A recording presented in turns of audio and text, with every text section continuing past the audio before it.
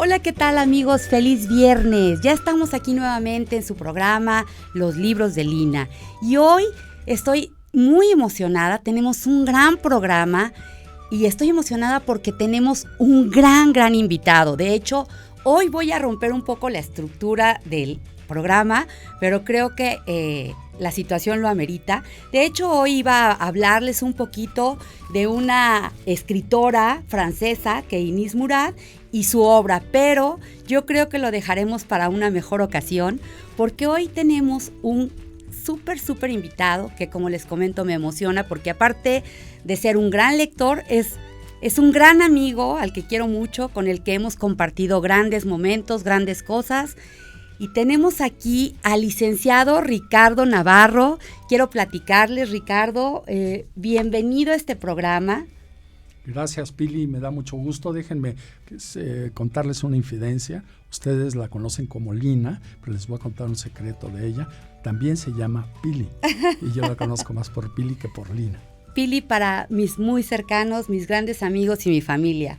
Richard, les comento, Richard es licenciado en Administración por la Universidad Iberoamericana, es maestro en Alta Dirección por el IPADE, es un amante, bueno, también quiero comentar, Richard, gran empresario, exitoso empresario, presidente de un gran organismo, la Cámara de Comercio de la Ciudad de México, y vicepresidente de la Concanaco. Y bueno, si les contara toda la trayectoria de Ricardo, pues aquí nos pasaríamos toda la hora, pero también una de las cosas que lo trae hoy aquí es que es un gran lector, un ávido lector, amante de los libros, y yo digo que es un maravilloso contador de historias, y por eso estoy muy emocionada y por eso quiero dedicar todo el programa para él, porque amigos, no se lo pueden perder.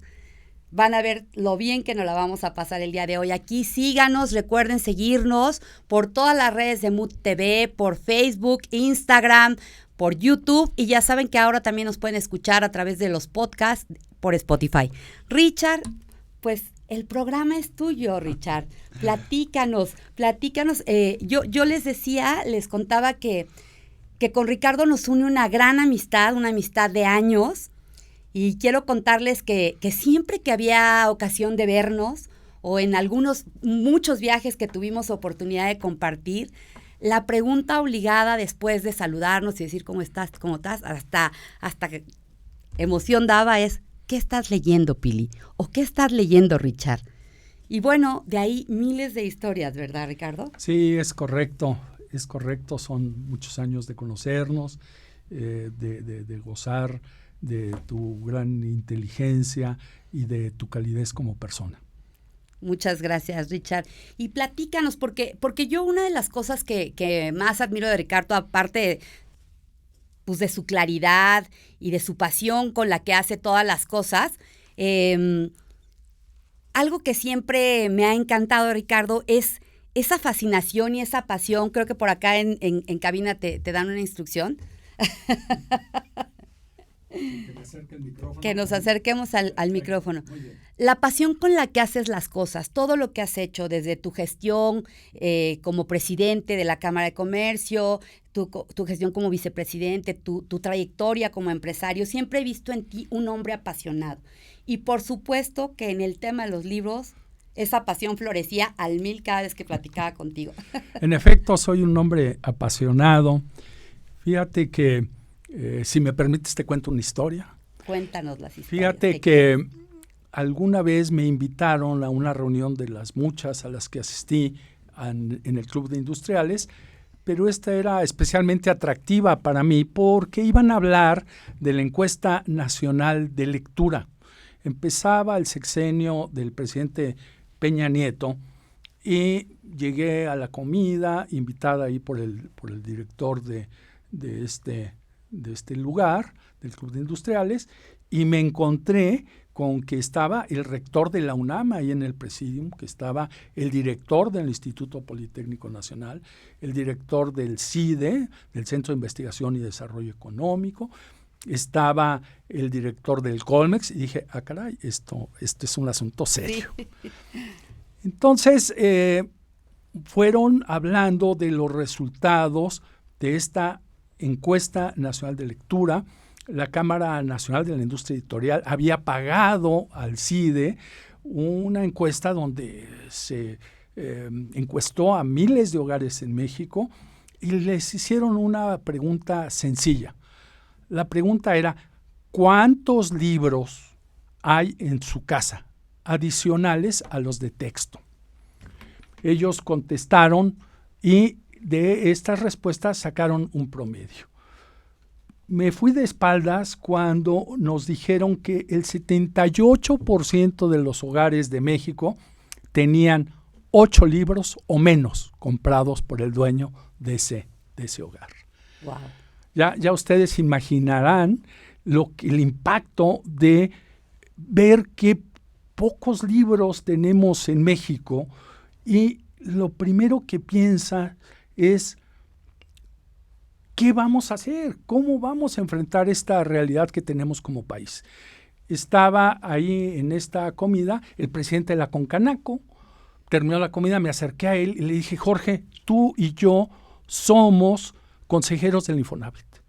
¿Por qué no proponemos al Infonavit que cada vez que entregue una casa, la entregue con una pequeñísima biblioteca de 10 libros? Y entonces ya rompemos esta inercia de solo 8 libros en cada casa. Me dijo, pues me gusta la idea, proponla y yo te apoyo. Llegamos a la siguiente junta de consejo, hice la propuesta basada en lo que se había encontrado en la encuesta nacional de lectura, y la sorpresa fue que todo mundo nos apoyó. Nos apoyó el sector de los trabajadores, el sector gubernamental y, por supuesto, el sector empresarial en el cual yo estaba inserto. Bueno, el resultado fue un programa que se llama Lee con Infonavit, que es precisamente este carrito que tengo a mi izquierda. Ustedes ven, ahí dice Lee con Infonavit, y no nos dieron 10 libros como habíamos pedido, nos dieron 65 libros. Wow, eso fue increíble. ¿Y cuál fue la respuesta? O sea, ¿ustedes pudieron checar cuál fue la respuesta de la gente a la que le entregaba su casa y junto con su casa su carrito de libros? Así es. Fíjate que el primer problema fue que debería de contener el carrito. Porque todo el mundo empezó a opinar, no, pues es que debe de tener la Biblia, no, debe de contener el Torá, debe de contener. Es impresionante cómo cada uno tenemos un concepto de lo que deben de ser las lecturas indispensables. Claro. Bueno, se armó tal margallate en las subsecuentes juntas de consejo que decidieron con muy buen tino consultar a los expertos. Entonces le pidieron a la UNAM que mandara un experto en este tema de las lecturas. Como la selección más atinada para sí, los hogares. Sí, exacto. Mexicanos. Uno del POLI, otro del CIDE, cada uno de estos organismos que había participado en eso, y de esta forma se hizo la selección de los libros, lo cual me pareció muy bueno, porque de otra manera hubiera sido una cosa muy complicada ponernos de acuerdo. ¿Y cómo qué contenía? Platícanos, Richard. Bueno, adentro hay desde libros de historia, libros infantiles, libros prácticos de cosas como para qué sirve el bicarbonato, primeros auxilios en tu casa por si pasa algo, los usos del vinagre, cosas como la vivencia de una escritora que escribe un libro que se llama Cómo aprendí a leer, y ella cuenta que odiaba la lectura y va contando a través de esta narrativa cómo se fue enganchando en ella. Hay libros de juegos infantiles, de historia de México, por supuesto, hay los grandes de la literatura como La Metamorfosis de Kafka, El Capote de Gogol, Tolstoy con un clásico que se llama ¿Cuánta tierra necesita un hombre?, Dickens con Viajeros en el tiempo, y muchísimas cosas más. Miren, hay la historia de la conquista de México en de estos cómics. Ilustrado, pero como cómic, ¿no? Uh-huh, sí. El mexicano, pues tenemos una gran afición por los cómics, y es una forma de entrarle sin que sea tan serio el asunto, claro, ¿no? Hay un libro de educación financiera que creo que bastante falta nos hace a los mexicanos. Y bueno, cocina de pasteles, impresionante se llama otro de los libros, que va para la abuelita, porque la idea es que haya algo para todo cada integrante miembro de la familia aquí adentro, ¿no? Hay novelas como La Guerra de los Mundos de H.G. Wells. Ustedes recuerdan que este libro se hizo famosísimo cuando Orson Welles, que tenía un programa de radio como este, empieza a transmitir el contenido de la Guerra de los Mundos, y la audiencia piensa que trata este libro de que extraterrestres invaden la Tierra. Pero al estar oyendo, él estaba narrando el libro. Aportar absolutamente nada adicional al libro. Bueno, pues muchos se subieron a su coche, salieron despavoridos para huir de esta invasión extraterrestre. Hay poesía, ¿no?, de Carlos Pellicer, que es un tabasqueño famosísimo, que ha trascendido. Fíjense que en México leemos poca poesía, ¿no, Pili? Sí, leemos poca poesía. ¿A qué lo atribuyes tú? Pues yo creo que es esta falta de cultura y un poquito de falta de sensibilidad, pero sobre todo la falta de acercamiento. Un poquito también aquí hemos notado que el tema de los libros es una cuestión también que para mucha gente representa una inversión que a veces no están dispuestos a hacer o que no tienen. Es caro de pronto el libro impreso. Sí, es ¿no? correcto. Y son pocos a lo mejor todavía los programas que hagan llegar a los libros a los hogares mexicanos de una manera accesible. Es correcto, y eso era precisamente una de las cosas que pretendimos atacar con este programa del Infonavit, del Econ Infonavit, ¿no? Pues estaba cosas como de literatura mexicana, como Canasta de Cuentos Mexicanos de Bruno Traven, que hay una película muy famosa de estos cuentos. En fin, que es una biblioteca breve pero sustanciosa, yo te diría. No, está maravilloso. Y platícanos aquí al auditorio, Richard, porque sé que ustedes dieron seguimiento a este programa y empezaron a ver como los resultados y la transformación y la magia que empezó a ocurrir a partir de los libros presentes en los hogares. Es correcto, tuvimos resultados inesperados. Nosotros nada más queríamos poner al alcance de los habitantes de esa casa algunos libros, porque se sabe, también fue un resultado de esta encuesta nacional de lectura, que para que tú te aficiones a ser lector, requieres que haya libros disponibles para leerlo y que en tu casa o en la escuela haya una afición por la lectura, que haya ese ejemplo donde tú veas a la gente a tu alrededor leer. Bueno, no se puede ser un gran lector si lo único que tienes para leer es la caja del cereal en las mañanas o la etiqueta de la mayonesa o de la mostaza. Entonces ese era nuestro objetivo principal. Sin embargo, al poco tiempo empezamos a ver unos resultados que jamás imaginamos. Miren, en las grandes unidades habitacionales de todo México, incluso a nivel internacional, empieza a haber problemas con el tejido social. Empieza a haber roces entre los vecinos, empieza a haber en algunos casos pandillerismo, empieza a haber drogadicción entre los jóvenes, y ese era un problema que se tenía en algunas de las unidades de Infonavit. Empezamos a ver que había un cambio al interior de ellas, porque de repente Maruca del 301 había salido y se encontró en el pasillo del edificio a Raúl del 504, pero ella traía el libro de la biblioteca de su casa. Y entonces Raúl le dijo, oye, ¿está bueno ese libro? Pues lo que llevo sí, más o menos está bien. Dijo, oye, pues yo ya leí uno de la biblioteca que se llama El Llano en Llamas, está padrísimo, y si quieres te lo presto, y luego tú me prestas ese cuando acá sale. Y se empezó a dar una interacción entre los jóvenes que permitió que fuera bajando primero el roce entre vecinos, la solución de los conflictos empezaron a espaciar, y la solución de los que se presentaban era mucho más tranquila, mucho más de buen componedor. Porque claro, ¿cómo le vas a echar bronca a tu vecino de junto si es el papá de mi amigo Cuquito? No la muelen, o sea, papá tranquilo, vamos pidiéndole en buenos términos que mueva su coche, y se empezaron a bajar los problemas, bajó la drogadicción a niveles tales que en las siguientes unidades que se construyeron, los desarrolladores de vivienda obsequiaban una casa para que fuera biblioteca. ¡Wow! Eso está sensacional.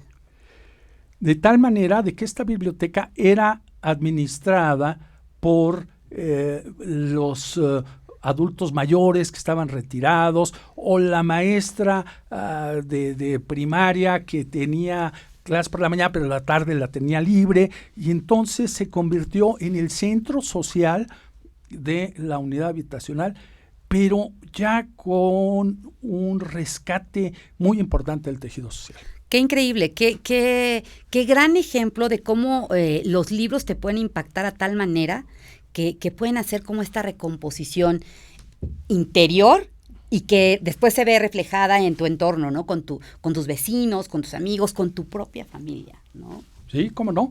Para nosotros esta biblioteca era quizá una probadita de lo mucho que te ofrece la literatura, pero sobre todo nos interesaba que se dieran cuenta que la lectura es divertida, es lúdica y pretende despertar en ti una curiosidad.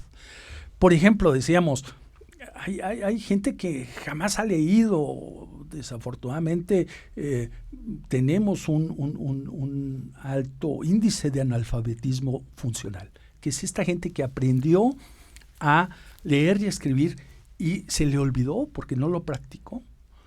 Esto sucede mucho con la gente que trabaja con sus manos, claro. Carpinteros, plomeros, obreros. Entonces teníamos que llegar también a esa gente que nomás de decirle, oye, pues nos regalaron la biblioteca, qué flojera los libros. Pero hay libros como este que les voy a mostrar, ¿no? Este libro que trata de la lucha libre. Entonces ya cuando el hijo se acercaba a su papá y le decía, papá, mira qué padre, a ti que te encantan las luchas, aquí están todos tus ídolos en este libro de las luchas, está el Blue Demon, está el Black Shadow, está Mascarita Sagrada, bueno, yo qué les digo, ¿no? Toda esta gente pues que son ídolos nacionales. Ese era un poco la idea, poder que llegar hubiera a todos. Para todos, que Así hubiera es. para todos. Que pudiéramos enganchar a toda la familia. Ojalá de verdad que estos programas se continuaran. Y bueno, pues el tema también aquí en este programa es justo incidir y tocar y todo, y fomentar toda esta cultura lectora, hacer conciencia de que es necesaria. Fíjate que sí nos encantaría, de repente ahorita con tantos cambios políticos, muchos programas han perdido continuidad. Esperamos que que es de un gran impacto social, que es una prioridad nacional. No se puede tener un país educado si no se lee. Definitivamente. Definitivamente el poder tener un país que salga adelante, que produzca más empleos, que tenga más dinamismo económico, pasa por tener una buena educación. Y la educación siempre pasa por la lectura. Entonces, ojalá y haya el apoyo del gobierno para continuar con este programa, que a todas luces es un programa que da solamente resultados positivos. Y yo quisiera, Pili, comentarte otro asunto que para mí es importante, y es mostrarles una forma diferente de leer libros. Es, pienso yo, un cambio de paradigma, es un parteaguas. Un poco yo hago el símil con el automóvil eléctrico. El automóvil eléctrico es un cambio que nos trae las necesidades de cuidar nuestro medio ambiente, de no contaminar el aire, de no quemar recursos no renovables como es el petróleo. Y de esta manera no es que se deje de usar el automóvil, es que ahora los automóviles no van a lanzar CO2 a la atmósfera. Ahora los automóviles serán eléctricos. Bueno, este es toda proporción guardada, el automóvil eléctrico a nivel de los libros. Es un lector de libros electrónico. Y me imagino que tú has migrado bastante a estas nuevas tecnologías, Richard. Fíjense que la verdad es que yo, al igual que ustedes, adoro tener el libro en las manos. Me gusta el olor del papel, de la tinta, el peso del libro. Es increíble cómo estamos acostumbrados a ese tipo de cosas, ¿no? A ver la ilustración perfectamente, a darle vuelta, a regresar, el cambio de la hoja físicamente, hacer esto, el subrayar, el marcar. Yo tengo todos mis libros marcados con marcatextos. Me dicen, oye, eres un salvaje, ¿cómo maltratas el libro así? Fíjate que no, lo que estoy diciendo lo es vivo, que sí lo leo. Siento. Claro, y quiero resaltar frases que para mí son importantes, quiero hacerle anotaciones al margen de las reflexiones que me provoca. Bueno, todo eso parecía perdido con este libro electrónico. La verdad es que no, se puede subrayar, se pueden guardar párrafos, se pueden hacer comentarios que también guardas, tiene un diccionario al cual puedes acceder en cualquier momento, nomás marcando el significado de la palabra que tú desees. Pero ¿saben qué es maravilloso? Lo que es maravilloso es que aquí traigo ahorita el doble. Aquí hay 65 libros. Aquí traigo 130 libros. No, bueno, increíble, sí, este cambio de paradigma lo tenemos que ir haciendo, tenemos que ir migrando, y para volver con todas las ventajas que tú has encontrado en estas herramientas, regresamos en unos momentos, vamos a ir a un corte, no se vayan, amigos, seguimos aquí. ¿Qué hace hoy el que fuera presidente de México hace unos años? Felipe Calderón. Descúbrelo este lunes 26 de agosto a las 9 de la noche en Círculo de Confianza por Mood TV.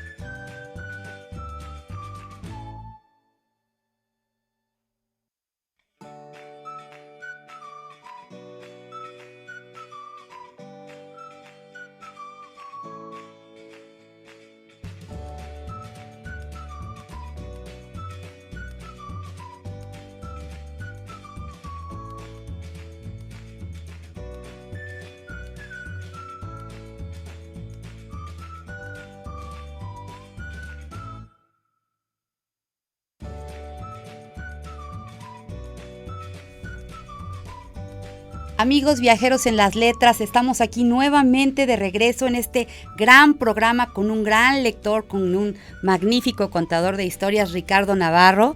Y no quisiera dejar pasar la ocasión para agradecer a todos los que nos están escuchando, a Eri Jaimes, muchas gracias Eri, a Irma Guz, que nos dice saludos a Ricardo Navarro Benítez, y te preguntan qué opinas de los audiolibros. Rod Klaus, saludos licenciado Navarro. Abdul Odín Gómez, muy buena entrevista. Ricardo Navarro, ¿Qué decir? Ser gran humano, predica con el ejemplo, invita e impulsa a quien está a su alrededor. América Artesán, Carlota Gaitán, David Martínez, muchas gracias a todos los que nos están escuchando el día de hoy. Y bueno, a ver, ¿qué opinas, Richard, del audiolibro? Pues sí, Irma Wood, un saludo. Ella vive en Cancún, Quintana Roo. No, vive en Baja California. Vivía en Cancún y se movió a Baja California, del lado del país, ¿va? Yo creo que es una muy buena salida para aquella gente que viaja, por ejemplo, mucho, tiene que manejar y que no puede mantener la vista fija porque o maneja o lee, ¿no? Sin embargo, puede aprovechar esos largos trayectos en su automóvil o en el camión. Hay mucha gente que utiliza el camión con sus audífonos para ir aumentando su capacidad de comprensión de los libros. Sin embargo, pienso yo que el audiolibro se queda de alguna manera cojo, porque es una síntesis de lo que estamos leyendo. Al escritor, cuando veo el libro ese que tienes ahí, que es lo que nosotros los que leemos vulgarmente llamamos un ladrillo, ¿no? Un ladrillo por el tamaño de páginas, por la cantidad de páginas, le cuesta muchísimo esfuerzo crear un mood, crear utilizando el nombre de la estación, crear un ambiente, describir a los personajes con gran cuidado para que tú los vayas imaginando en tu mente y vayas recreando esto que te quiere contar el que arrastra la pluma. Y eso es muy difícil de transmitir en el audiolibro porque tienen solamente 55 minutos, 1 hora 10, no más, para contarte un libro de 700, de 1000 páginas como ese que tenemos ahí enfrente. No hay como la lectura directamente, no hay como el galán que tú te imaginas en la novela romántica, porque el galán que tú te imaginas es como a ti te gusta. Claro, totalmente. No como le gustan a tu hermana ni como le gusta a tu mamá, es como a ti te gusta. Como yo lo Entonces, imagino. no hay mejor galán que ese que tú estás imaginando en ese momento. Y lo mismo pasa con la dama bellísima que nos describe el autor. Por eso siempre decimos, la película no es tan buena como el libro. No, hombre, claro. No hay mejor película que la que que tú la haces. creas en tu mente. Así es. Richard, quisiera compartir con nuestros seguidores algunas anécdotas que tenemos y yo quiero compartir que con Richard, a través de estos largos años de amistad, también compartimos libros y de él recibí, por ejemplo, les voy a platicar de algunos, recibí uno de los libros que más me han impactado, de mis libros indiscutiblemente favoritos. Richard me regaló Seda, de Alessandro Barico, y me dijo, me acuerdo que llegó, me lo dio un libro pequeñito y me dijo, sé, conociéndote, que te va a encantar. Y verdaderamente el libro hasta la fecha es de mis favoritos. Vi la película algún día y como tú dices bien, para nada se acerca a lo que es ese libro, que es una genialidad, porque en un libro tan pequeñito, toda una historia de la ruta de la seda y una historia de amor increíble. Y también recuerdo que Richard, siempre súper atinado en los momentos importantes de mi vida, cuando me gradué, el día que salí de la universidad ahí toda feliz, recibí de sus manos otro librito preciosamente envuelto, que era El Caballero de la Armadura Oxidada. Y así también hubo un intercambio hacia allá. Así es, en efecto. Yo recibí de Lina pues cosas tan importantes como un compendio en 2 tomos de grandes discursos de la historia mundial, cosa que es utilísima para gente que tiene que hacer sus propios discursos, como es mi caso, que yo he estado muchísimos años en la política empresarial y que utilizaba estos libros que son libros de consulta en realidad, donde tomas pedazos de fragmentos de otras voces para expresar lo que tú quieres, para darle entrada a lo que tú estás queriendo decir. También me regalaste uno, conociendo otra de mis grandes aficiones, que es el jogging matutino. Desde hace muchísimas décadas corrí el maratón de Nueva York, corrí 2 veces el de la Ciudad de México, corrí San Antonio, Texas, y no he parado de correr toda mi vida. No sé de qué huyo, pero no he parado de correr. Y me regaló un libro de Murakami, ¿verdad? ¿De qué hablo cuando hablo de correr? ¿De qué hablo cuando hablo de correr? Entonces, ha sido un intercambio de estampitas, como dirían en la escuela, por demás agradable. Sí, yo recuerdo perfecto cuando Ricardo iba a tomar posesión como presidente de la Cámara de Comercio de la Ciudad de México, que por cierto lo hizo magnífico. Dije, ¿qué le regalo a Richard en un momento tan importante? Y andaba ahí recorriendo, dije, ya sé, un libro de discursos, a ver, vamos. Y me encontré ese maravilloso libro de Antología del Discurso, y dije, este es el libro adecuado. Fíjate que sí vas conociendo a las gentes, cuáles son sus intereses, cuáles son sus inclinaciones, cuáles son sus inquietudes, a través de platicar cosas como los libros. Richard, platícanos, porque sé, o sea, que tú eres un auténtico amante de la literatura, de las letras. ¿Cómo es que nace este gusto este amor por el tema de las letras? Fíjate, Lina, que desde muy pequeño, yo recuerdo que cada vez que mis padres tenían un momento libre, lo ocupaban teniendo un libro en las manos. Mi padre era médico, mi madre era química, y era un profundo conocedor, mi padre, de la historia del arte, por ejemplo.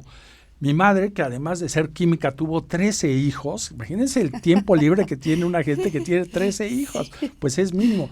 Era una lectora más que ávida. A sus 90 años consumía un libro por semana. Wow. Murió hace un año exactamente, y nos costaba mucho trabajo surtirla de libros. Un libro por semana, se los devoraba. Siempre fue así. En mi casa había una pequeña biblioteca. Una biblioteca que le llamábamos estudio, y que curiosamente mi padre la había adquirido en la demolición de una casa maravillosa en Paseo de la Reforma, donde estaba el Cine Diana. Okay. Ustedes recordarán que Paseo de la Reforma tuvo casas sensacionales, casas porfirianas, afrancesadas. Era una maravilla, y bueno, entre las cosas terribles que hemos hecho en este país fue destruir esas casas. Hay muy pocas. Por cierto, una de las pocas que quedan es la Cámara de Comercio de la Ciudad de México. Tiene una bellísima casa en Reforma 42, si pueden visítenla, es de las pocas que quedan de esa época. Y esa biblioteca de mi casa salió de la demolición de una casa como esa. Labrada en maderas preciosas, tenía alrededor de 1000 libros. Wow. Y yo pasaba ahí todo el verano, no me quitaba la pijama, pero te estoy hablando de que yo estaba en quinto de primaria, quinto o sexto de primaria. Ahí me pasaba todo el verano metido. Bueno, yo les puedo decir que mis inicios como lector fueron un tanto cuanto caóticos, ¿no? ¿Por qué? Porque en esa biblioteca había de todo. Yo les puedo decir. Entonces, decidir cuál, o sea, de pronto, y si, bueno, o sea. Bueno, imagínate. Entras ahí y había de chile, de dulce y de manteca. Por ejemplo, yo a lo mejor a los 14 años estaba leyendo de sexo, pero ¿saben de sexo en qué? En los libros de fisiología de medicina de mi papá.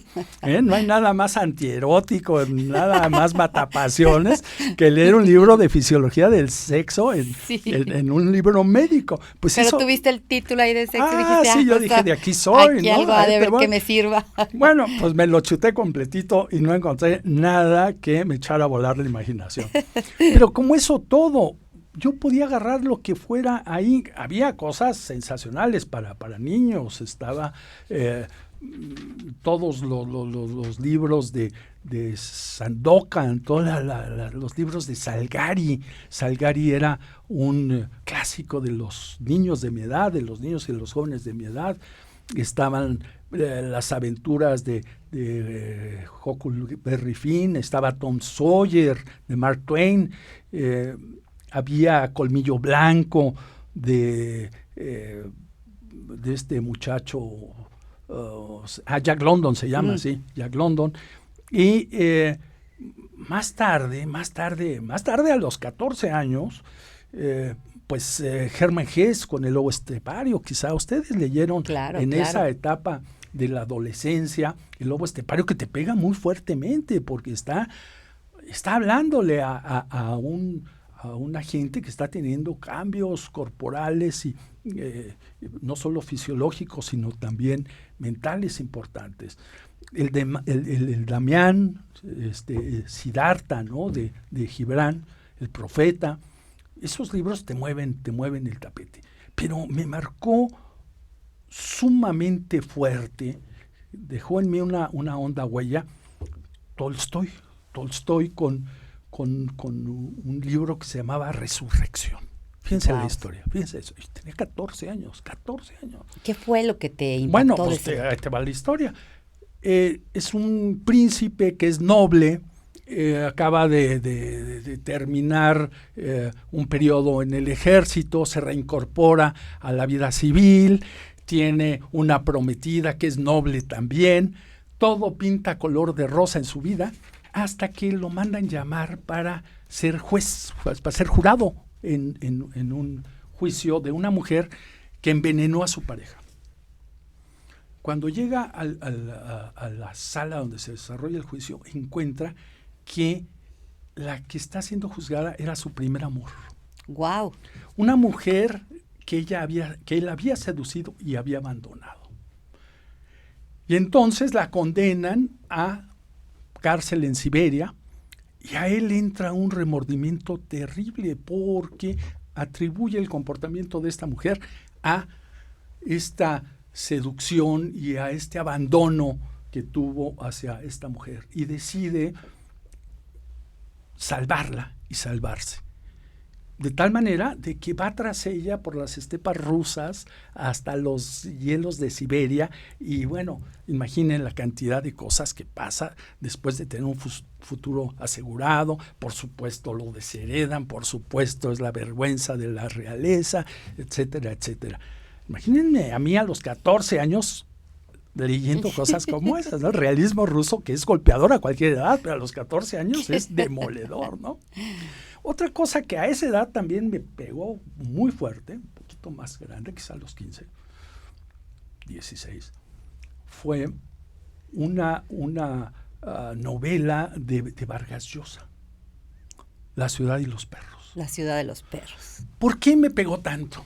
Bueno, pues porque narra la historia de un muchacho que está en un internado de estos de tipo militar, ¿no?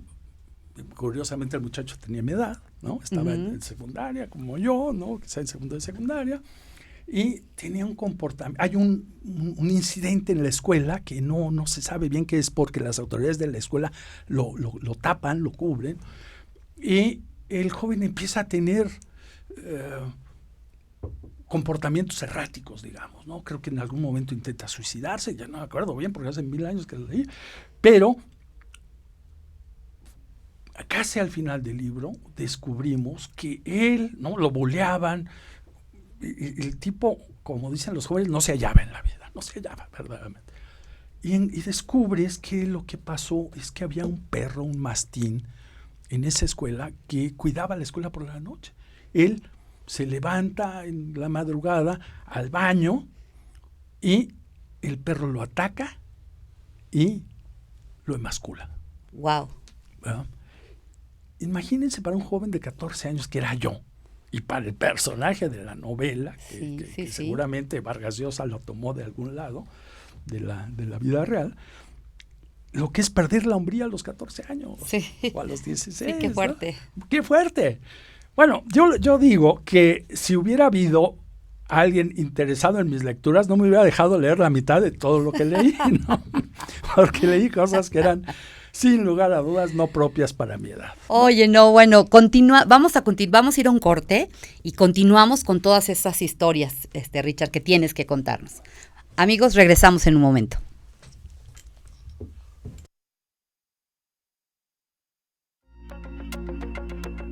Descubre al expresidente de México como nunca lo habías visto. Felipe Calderón, platicando con Desiree Navarro en Círculo de Confianza. este lunes 26 de agosto a las 9 de la noche por Mood TV.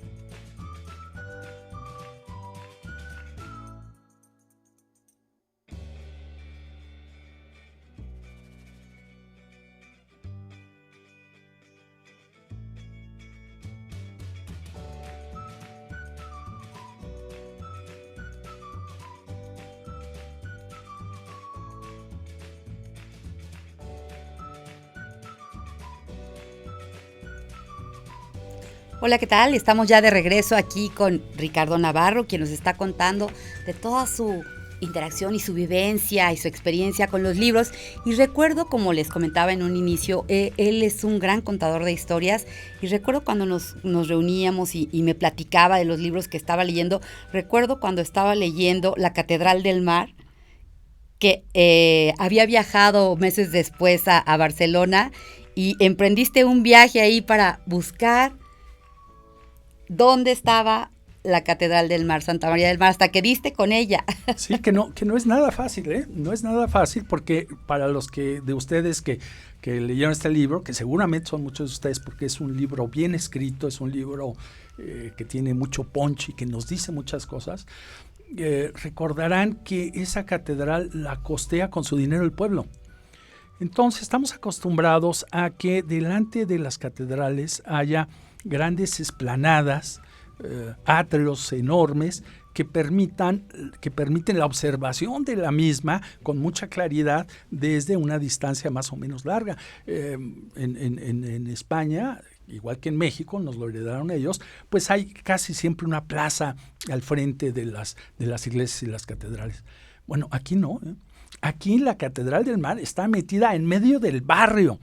Entonces yo andaba desesperado porque me decían que ya estaba cerca. Le decía, ¿dónde está la catedral? Pues aquí a 2 cuadras. Decía, 2 cuadras no veo nada, porque volteaba yo para arriba y no se veía la cúpula, no se veían los campanarios, no se veía nada. No, pues ¿cómo se va a ver si tienes las casas junto y no hay nada enfrente de la catedral? Hay una muy, muy pequeña placita. De repente das la vuelta en una esquina y sorpresa, ahí está Santa María del Mar. Pues sí, me llevó el libro ahí a ver Santa María del Mar. Sí. Es extraordinario lo que hicieron los catalanes con su dinero. Los pescadores, Los ¿no? pescadores sí. Hicieron una obra, una hombrada, siglos después lo podemos atestiguar, ¿no? Richard, platícanos, yo creo que todos morimos por saber, ¿cuáles son los libros que te han marcado ya en tu etapa adulta? O sea... Bueno, mira, yo te puedo decir que me enganché tanto con Vargas Llosa que leí todo lo que Vargas Llosa escribió, todas las novelas que hizo. A Julio Cortázar le leí todos los cuentos que hizo. Yo estaba en segundo de secundaria cuando salió 100 años de soledad. Yo caminaba alucinado recreando ese universo maravilloso de Gabriel García Márquez. Y bueno, mis amigos hablaban de si había ganado el Necaxa o había ganado el Atlante, lo cual me tenía a mí sin cuidado, verdaderamente. Yo andaba en el realismo mágico, ¿no? Era otra cosa. En el árbol genealógico de la familia Buendía. Inacabable, imposible. Son decenas de personajes, ahí te Y pierdes. aparte no solo se repiten los nombres en esa obra, se repiten como las personalidades, ¿no? Sí, claro. Porque el Arcadio tiene la misma personalidad, parece que del padre, y así se repiten, ¿no? De pronto. Bueno, pues eso me llevó a leer toda la obra de García Márquez. Leí todo lo que hizo en prosa y me di cuenta que todo, o gran parte de todo lo que hizo, era preparación para su obra cumbre, que fue 100 años de soledad, ¿no? Quizá hay algunos pocos libros de él, como Memorias de mis putas tristes, que no encajan exactamente en 100 años de soledad, pero todas las demás, La hojarasca, el coronel El amor en en la tiempos de esquina, El cólera. amor en tiempos, son preparación, vemos ahí pedacitos que luego... Es Sí, como pequeños guiños, ¿no? Sí, era pequeños como guiños. una piececita, un rompecabezas grande, ¿no? Sensacional.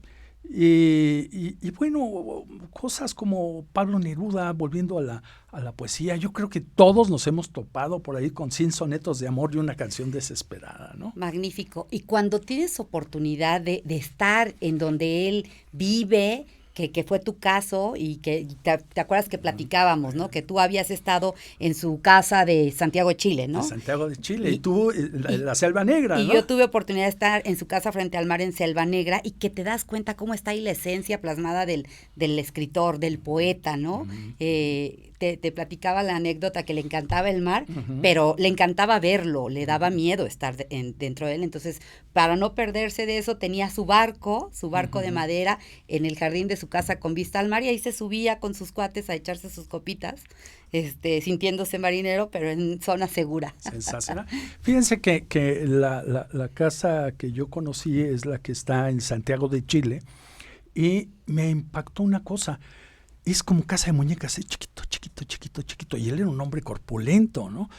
Y entonces los dinteles de la puerta son muy chiquitos, son bajitos. Y entonces yo le preguntaba ahí a la gente que estaba ahí, oiga, ¿y por qué es tan chaparrita la entrada? Dice, lo hizo a propósito.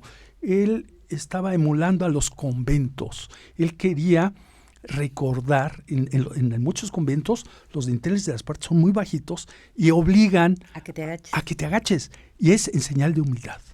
O sea, tienes que reconocer que eres humilde ante el Señor. Para él, esa señal de humildad en su casa, recordarle que él, que era el gran escritor, el héroe nacional y todo, tenía que ser humilde en su propia casa y fuera de ella. Me pareció sensacional ese detalle. Tienes por ahí un regalo que de alguna manera corona toda esta dedicación, todo este amor a los libros. Y compártenlo, Richard, por favor. Les voy a enseñar la cereza del pastel. La cereza del pastel es este libro que traigo aquí. Miren, es 100 años de soledad de Gabriel García Márquez. Como ustedes pueden ver, está todo chueco, ¿no? Está verdaderamente atropellado. Está este libro, que le tengo un aprecio enorme, le tenía tanto aprecio que lo puse hasta atrás en un librero para que no me lo fueran a robar mis hijos, que se los llevan, o alguien más de mis vecinos, en fin, qué sé yo. Lo escondí. Pero bueno, hubo una fuga de agua en mi casa y se llenó de moho, etcétera. Este libro, que ustedes han de tener uno como con esta portada, sí. Tiene algo especial. ¿Saben qué tiene de especial? Tiene una dedicatoria de Gabriel García Márquez para mí. Gabriel García Márquez tenía una deficiencia auditiva, escuchaba mal, y la gente que lo atendía, que era gente que yo conocía, le pedí, oye, no seas así, por favor, preséntame a Gabriel García Márquez, es mi ídolo, necesito hablar 30 segundos con él y pedirle que me dedique su libro. Me lo presentó, hablé unos minutos con él, le conté un secreto que yo tenía y accedió a hacerme la dedicatoria del libro. Dice 100 años, y donde dice soledad lo tachó con el plumón y puso de felicidad para Ricardo, él y yo sabemos. Wow. Entonces, No, pues sí, es un tesoro invaluable. Tu libro dedicado por tu escritor favorito, Gabriel García Márquez. así es una dedicatoria críptica de un secreto que él y yo compartimos. Ella se murió y yo no voy a revelar el secreto. Me parece maravilloso.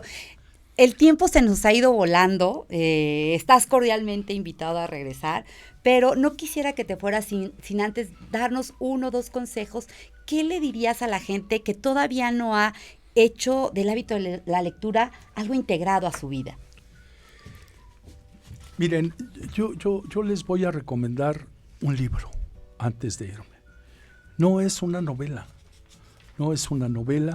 es un libro que necesariamente atacaría el problema más grave que tenemos. El problema más grave que tenemos en este momento es la inseguridad en el país. Tenemos 250,000 muertos desde que inició la guerra contra las drogas, casi 40,000 desaparecidos. ¿Y a qué atribuyo yo esto? Dicen las autoridades que son entre carteles de droga. Si aceptamos esa explicación, pues tenemos que preguntarnos de dónde reclutan a todos estos miles de gentes que han muerto. Pues los reclutan entre gente que padece una gran miseria y también padece una gran miseria de valores, que es lo que estamos sufriendo. Yo les recomiendo un libro, no es una novela, se llama Ética para Amador, de Fernando Savater. Fernando Savater es un genio, se dedica a divulgar la filosofía. Búsquenlo, lo hace en forma tan sencilla que conceptos complejos los hace de una sencillez impresionante. Si yo fuera el secretario de Educación de este país, mañana pondría este libro como libro de texto. ¿Nos repites el nombre? Se llama Ética para Amador, de Fernando Savater. Búsquenlo, léanlo, van a ver que en México nos hace muchísima falta retomar estos valores que hemos perdido. Richard, mil gracias. Mil gracias. Quedas súper invitado a regresar. Amigos, nos vamos. Nos vemos aquí el próximo viernes. Que tengan un maravilloso fin de semana y recuerden este consejo que nos da hoy Ricardo Navarro Benítez. Vayamos a buscar Ética para Amador de Savater, de Fernando Savater. Buen fin de semana. A leer. Bye bye.